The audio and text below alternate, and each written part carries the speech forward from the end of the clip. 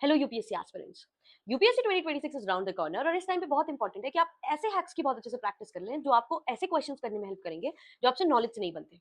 ऐसा ही हैक आज मैं आपके लिए लेकर आई हूँ। यूपीएससी हर साल एक क्वेश्चन पूछता है जहां पर एक टर्म यूज होता है जो कि इकोनॉमी से रिलेटेड होता है। Steadily, this is steadily increasing, fiscal deficit is steadily increasing. और 99.9% टाइम ये चांसेस रहते हैं कि स्टेटमेंट रॉन्ग होता है। क्यों? क्योंकि इकोनॉमी में कुछ भी चीज स्टेडीली इंक्रीज होना बहुत मुश्किल है।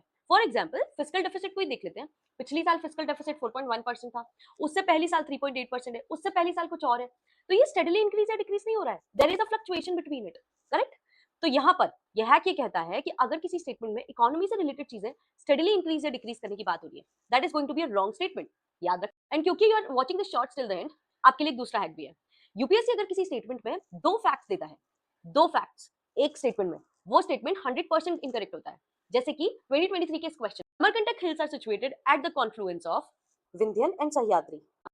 दो फैक्ट्स इनकरेक्ट। अगेन ये वाला क्वेश्चन, यहाँ पर तीनों स्टेटमेंट्स में दो दो फैक्ट्स हैं, चाहे वो ट्राइलैटरल हाईवे हो, चाहे वो ईस्ट वेस्ट कॉरिडोर हो, चाहे वो इंडिया म्यांमार कॉरिडोर हो, इन सब में दो दो फैक्ट्स हैं। आप आंख बंद करके ये ट्रिक लगा सकते हैं, ये तीनों स्टेटमेंट इनकरेक्ट है, नन ऑफ द आंसर है। तो यहाँ पर दो फैक्ट आपके लिए, एक स्टडीली और एक दो फैक्ट्स वाला, आपको याद रखना है। UPSC 2026 is very near and I know you are going to rock the exam. ऐसे ही शॉर्ट्स देखने के लिए राष्ट्रपति आईएएस को सब्सक्राइब करें।